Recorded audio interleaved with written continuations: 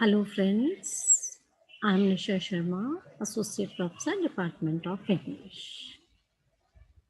The topic under discussion today is a critical study of Jawaharlal Nehru's Tryst with Destiny. India's independence from the British rule on 15th August 1947 marked a turning point in the nation's history. Prime Minister Nehru's speech reminds of the values and ideals India has believed in for centuries. Freedom from the British rule marked the dawn of modern India, and PM Nehru's speech was key to the beginning of a new chapter in India's history. Nehru refers to the post independence era as a new adventure where there were new opportunities and responsibilities before him and his nation. The speech makes an appeal to the Indian masses that while there are challenges ahead, they should continue to believe in the message of Mahatma Gandhi and stay on course to a brighter future. Nehru had dreamt of a peaceful India where prosperity abounds and only unity, strength, and courage could help the nation achieve its dream. At the auspicious moment of India's independence, Nehru spoke about the several challenges the country was dealing with and the opportunities that will help it create higher economic growth. At a time when India had just freed itself from British rule, many challenges were standing in its way. The Tryst with Destiny speech is among the most famous speeches by one of the leading Indian politicians.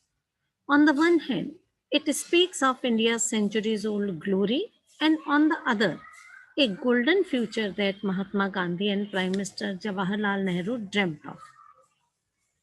Speaking from the Indian Parliament, PM Nehru articulated his dream that encompassed every Indian and wished India's happiness. India was to become what Gandhi wanted it to be, the rising star in the eastern sky and the pride of the world. Now, an introduction to the chapter.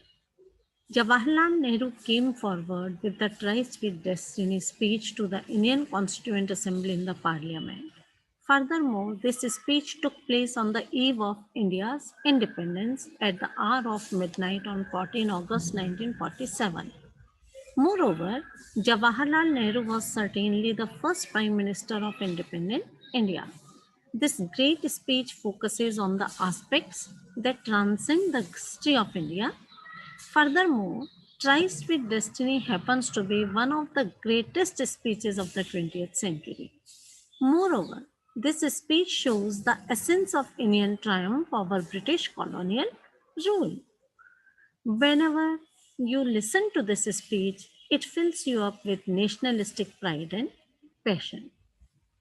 Now, a brief background. The struggle of Indian independence for Indians had been going on for decades. Furthermore, Indians were trying very hard to free themselves from British colonial rule. Moreover, the biggest boost for the Indian independence movement came from the non-violent movement led by Mahatma Gandhi. The British kept the Indian efforts for independence in check by making use of ruthless military force. However, the Second World War changed everything. This war really knocked the stuffing out of the British to maintain colonial rule. Add to that the absolute passionate and determined Indian independence movement. As India was nearing independence, there arose a disagreement between Gandhi, Nehru, and Jinnah. Furthermore, the disagreement was regarding what should happen with India once the British left. Mahatma Gandhi, of course, was against the division of the nation. After negotiation between the parties involved, India was divided into India and Pakistan. Finally, the country achieved independence after almost 200 years of British colonial rule. It was on the momentous occasion of 14th August 1947 midnight that Jawaharlal Nehru delivered this highly emotional speech, reflecting on the years of struggle for independence. Unique aspects of this speech. There was only one political reference in the entire speech, Tries with Destiny.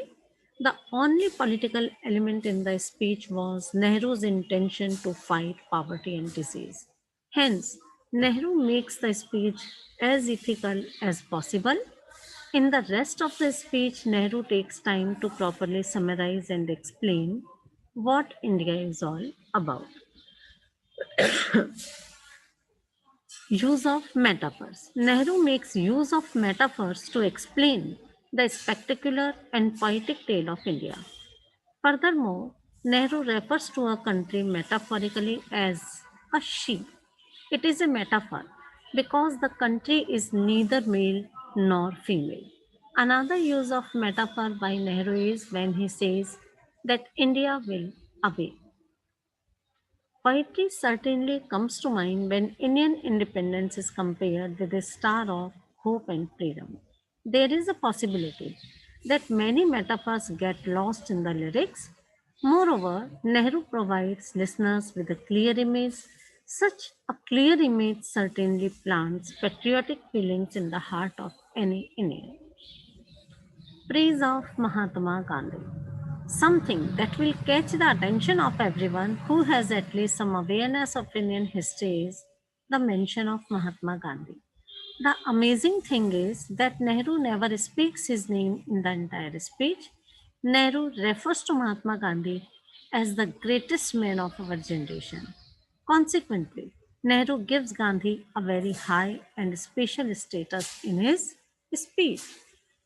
He also refers Mahatma Gandhi again as the architect of this freedom. Furthermore, he also refers to him as the father of nation. Also, Nehru says that Gandhi embodies the an old spirit of India. Now, what do we mean by the phrase "tryst with destiny"? Tryst with destiny were the words used by Nehru while giving a speech on the eve of India's independence. Literally, Tryst with destiny means to make a secret deal with something that is in destiny for us.